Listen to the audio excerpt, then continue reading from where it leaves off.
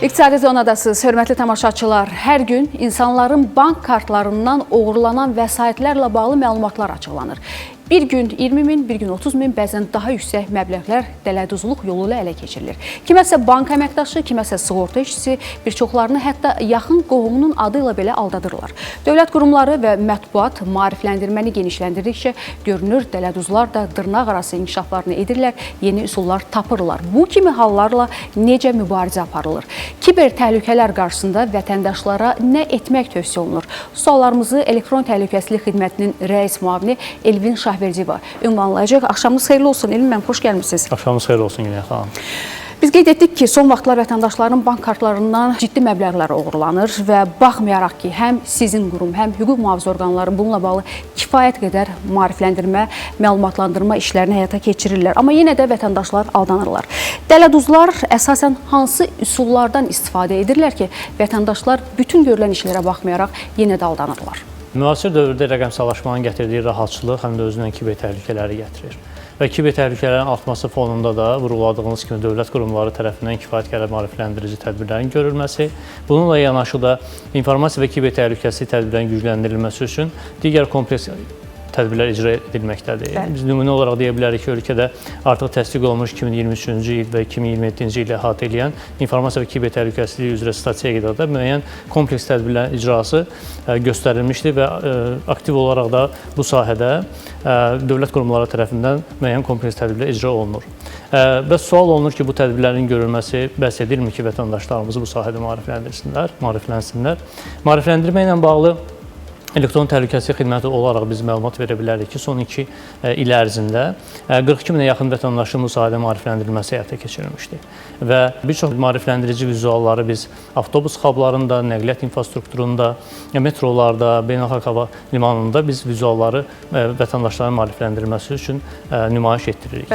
Və görünən odur ki, maarifləndirici tədbirlər artdıqca da kiber dələduzların vurğuladığımız kimi istifadə etdikləri texnikalar və taktikalara dəyişməkdə davam edir və bu üsullar fərqli yöndə vüsət almağa başlayırlar. Bununla əlaqədar olaraq vətəndaşların riayət eləyəsi bir sıra təhlükəsizlik tələbləri var ki, onlara mütləq şəkildə riayət olmalıdır. Və bu kiber dələduzluq halları necə baş verir? Kiber dələduzlar yalnız texniki vasitələrdən istifadə eləmirlər. Onlar vətəndaşların psixologiyasına təsiri daha yaxşı öyrənirlər və o psixoloji durumlarından istifadə edərək vətəndaşlara hər hansı bir təsirlərin, manipulativ hərəkətlərin edilməsinə də üstünlük verirlər. Baxdığımız zaman vətəndaşlara göndərilən aldadıcı linklər, saxta profillər, saxta veb-saytlar hazırlanaraq vətəndaşların diqqətinə təqdim olunur. Və bəzən də şans oyunları, mükafatlandırma, asan yolla gəlir əldə etmə illüziyaları, bunlar da bir çox vaxt vətəndaşların marağını çəkir. Və bu marağın arxasında da böyük bir təhlükələr və risklər mövcuddur ki, vətəndaşlar bəzən bu maraqdan irəli gələrək buna çox ciddiyə almırlar. Məsələn, panik bir mövzuda bir təcilli yaradılan bir sorğuların daxil olmağı, bir e-mailin daxil olmağı, SMS-in daxil olmağı insanların psixoloji durumunda müəyyən narahatçılıqlara səbəb olur ki, və o andaca vətəndaşların ona reaksiyası fərqli olur. Düşünmədən hər hansı bir reaksiya verirlər. Bu durumda vətəndaşlar daha çox ayıq-sayıq olmalıdır. Kiber təhdidlərin bizim günümüzün ayrılmaz bir hissəsi olduğunu qəbul etməlidirlər. Və bu təhlükələr var, bundan qorunma üsulları ayıq-sayıq olmaqdır, psixoloji gərginliyə qapılmamaqdır, anında reaksiyaların verilməməyidir. Daxil olmuş məlumatların və linklərin saxta olmadığını əminlik yaratmaq lazımdır. Bunu necə edə bilərlər? Məsələn, daxil olmuş məktubun rəsmi mənbələrdən yoxlanılması ola bilər. Siz bank kartları haqqında məlumat verdiniz.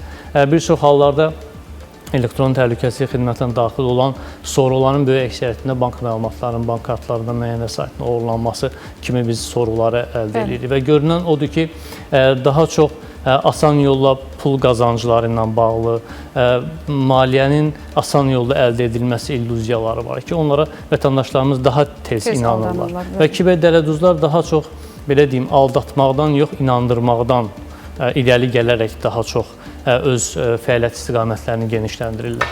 Yəni, ən öndə məsələlərdən biri vətəndaşları biz dəvət edərdik ki, bu cür məsələlər olduğu zaman təcili qərar verməsinlər, mütləq şəkildə rəsmi mənbələrdən məlumatların dəqiqliyini yoxlasınlar.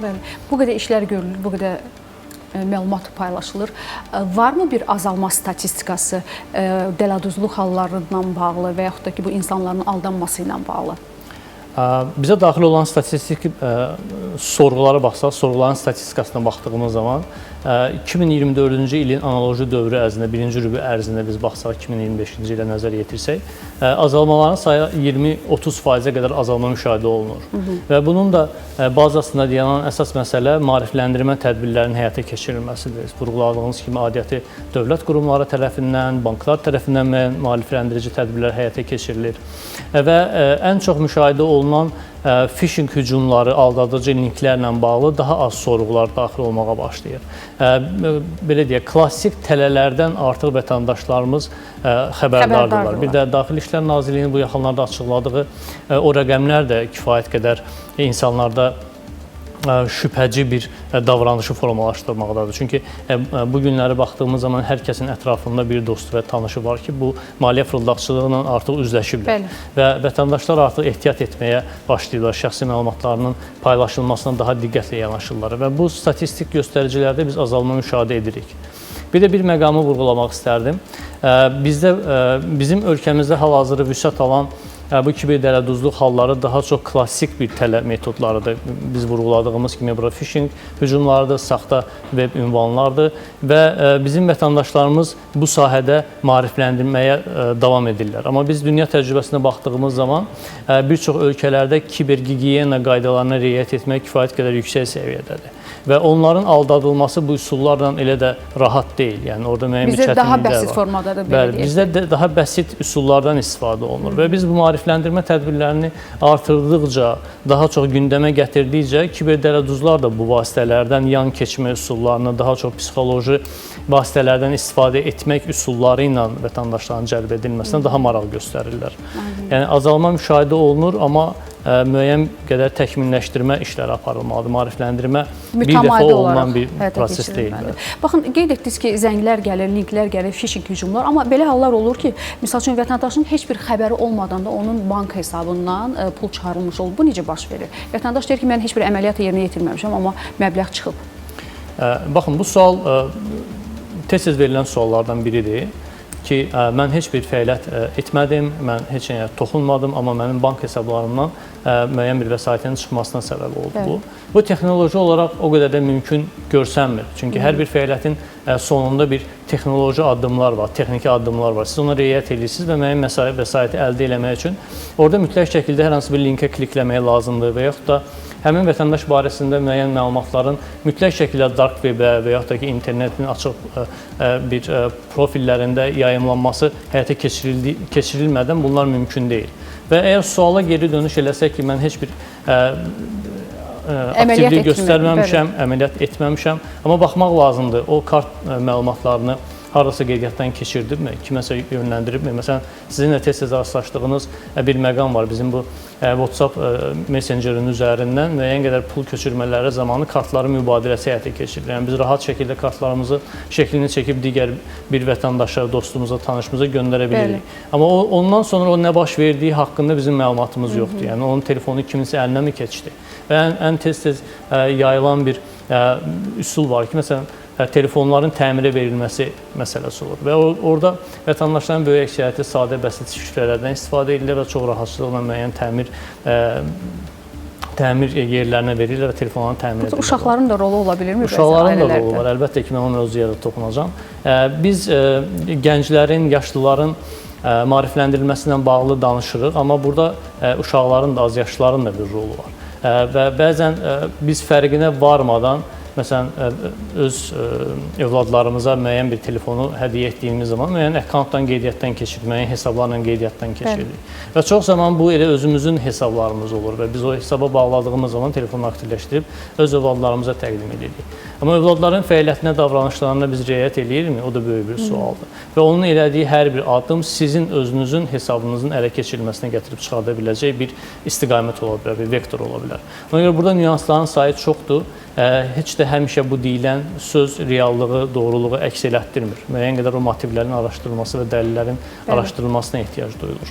Süni intellekt son dövrlər çox populyardır, çox aktualdır. Demək olar ki, hamının telefonunda bu tətbiq var və bura şəkillər yüklənir, səs qeydləri alınır. Burada hansı təhlükə var? Burada nədən qorunmaq lazımdır? Hansı məlumatları yükləmək qəti qadağandır, belə deyək?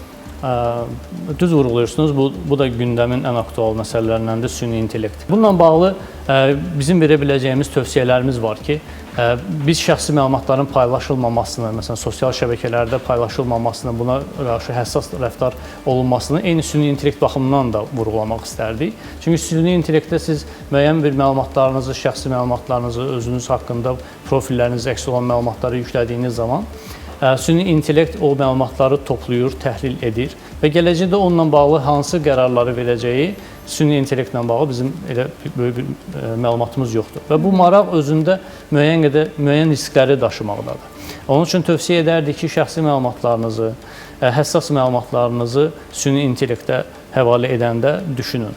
Nə dərəcədə siz ona etibar edirsiniz və yaxud da ki, o yüklədiyiniz məlumatları mütləq şəkildə ən azından müəyyən reytinqlərinə baxdığınız, rəylərini oxuduğunuz proqram təminatları vasitəsilə edin. Çünki süni intellektlə bağlı kifayət qədər bu dəqiqə vətəndaşlara xidmətlər təklif olunur. Yəni onların da seçilməsində mütləq şəkildə vətəndaşların ayıq-sayıq olmaq lazımdır. Aydındır. Çox təşəkkür edirik. Minnətdarıq. Sizə uğurlar arzulayırıq. Vətəndaşlarımıza da ayıq-sayıq olmağı bir daha tövsiyə edirik. Təşəkkür.